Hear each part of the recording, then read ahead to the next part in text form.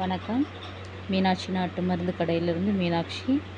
இன்றைக்கி நான் உங்களுக்கு சொல்ல போகிற தகவல் என்னென்னா, இந்த மாதிரி கற்பூர ஹோல்டர் இருக்கும். கற்பூரத்தை எவாப்ரேட் பண்ணி வீட்டில் பாசிட்டிவ் எனர்ஜி அதிகப்படுத்துறதுக்கான கற்பூர ஹோல்டர் நம்ம கடையிலையும் இது அவைலபிள் இருக்குது.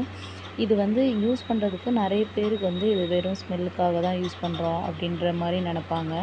ஆனால் அதை தாண்டி இதில் நீங்கள் யூஸ் பண்ணுற கற்பூரம் பியூரான பச்சை கற்பூரமாக இருக்கணும். இந்த பச்சை கற்பூரம் நீங்கள் இப்படி தெரியும், பார்க்கும்போதே தெரியும், நல்லா டிரான்ஸ்பரண்ட்டாக இருக்கும்.